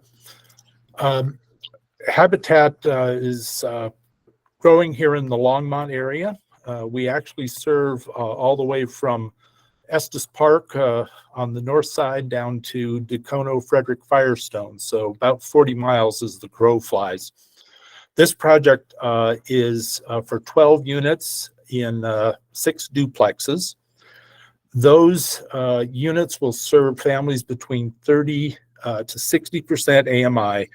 So for a family of 4, that's somebody earning $37,000 to $75,000 a year, roughly. This will be our second project that's part of inclusionary housing here in Longmont. That means a developer who wants to develop any number of homes has 3 options, basically. They can build the 12% of the units as affordable themselves. They can pay our Longmont Housing Authority a big chunk of change, or they can provide the land and infrastructure for our projects. This is the second one of those we're doing. Right now, we're completing our first inclusionary housing project, which is for 8 units here in Longmont. So we've done as many as 21 unit developments here, so it's something within our bandwidth. And this, again, is a shovel-ready project. With the land is in our possession, the infrastructure is installed. Literally, we've submitted the permits to start the project, so it is ready to go. Very much like Laurel, we have a lot of folks in the medical industry. One I'd point out is Patty, who started out as a CNA.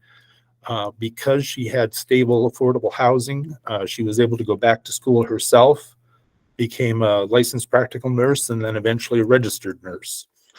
her daughter, she was a single mom, so her daughter got to see how her mom worked through things.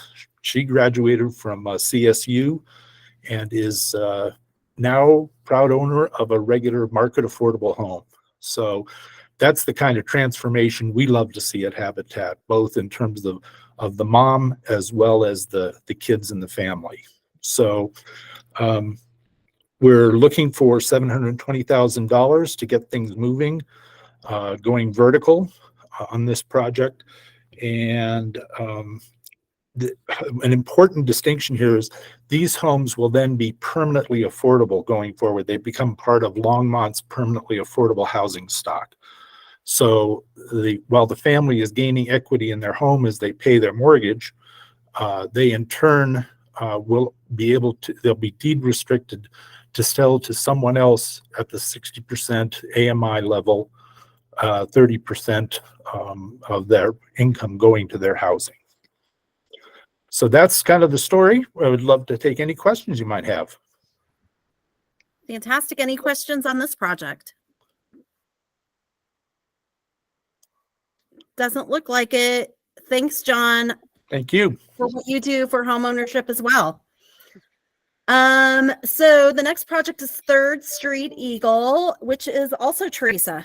Thanks. We're ending on a strong note here. I'm happy to introduce Elise Howard to speak about this project.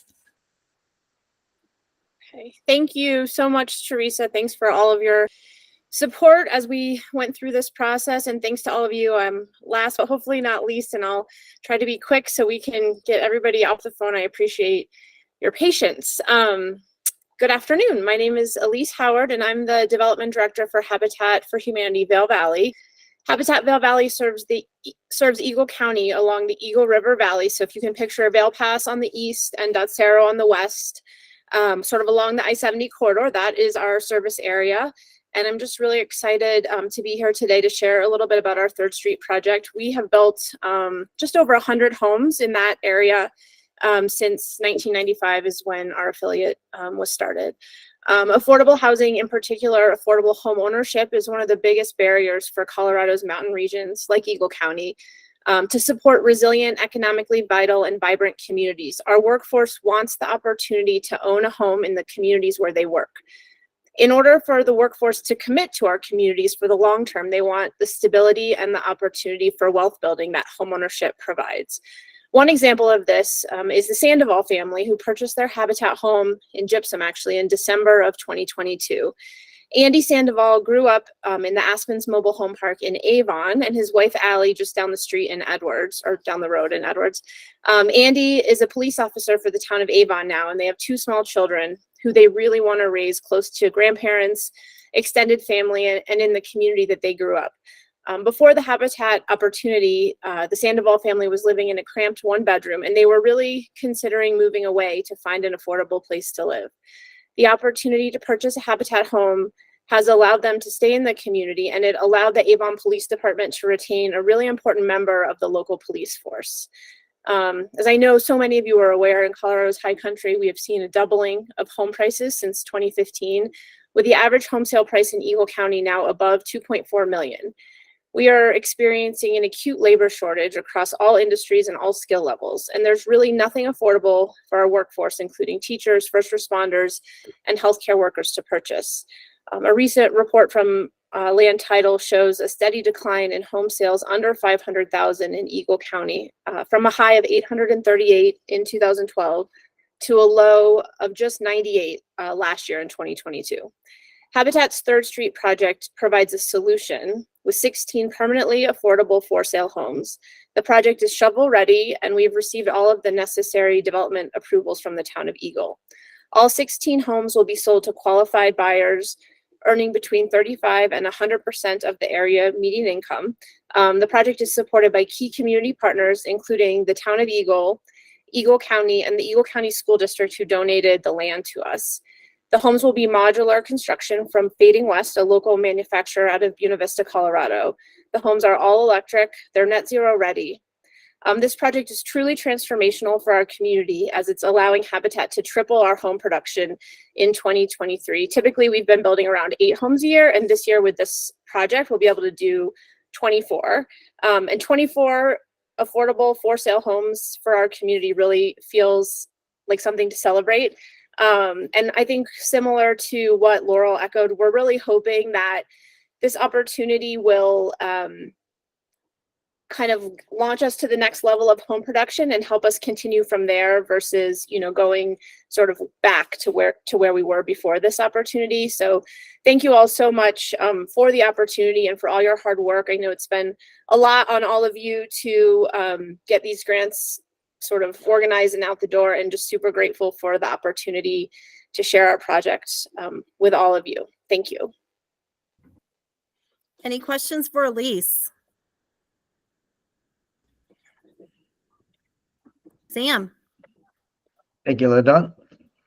Thank you, Elise, for the presentation. My typical kind of view of Habitat is a bunch of volunteers pounding boards and putting up shingles and painting and all that. This one is going to be done in a factory. Are there opportunities for volunteers to do like finish work or landscaping work, or how do you incorporate the volunteer component, or do you, into this?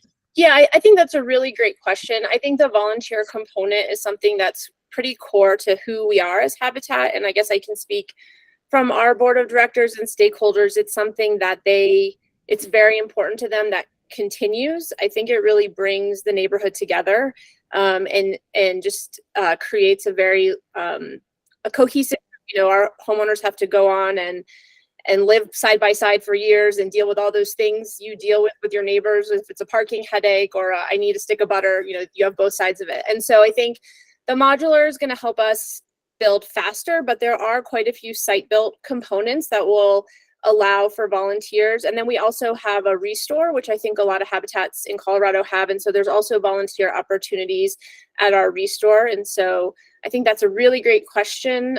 This is a pilot for us with modular. So we aren't switching gears completely. We're continuing with our site-built program as well. But I think we're really excited to see how this works and also really committed to continuing that sweat equity component. Thanks for the question. It looks like Andrew has his hand raised. Yep. I've spent the last 2 days out here on the Western Slope touring a couple projects that are being built with modular construction, similar to what they might be doing in Eagle. And we got a great presentation from the modular builder as well as the on-site GC. And it's surprising that, you know, a little bit less than half the actual construction is what's happening in the factory.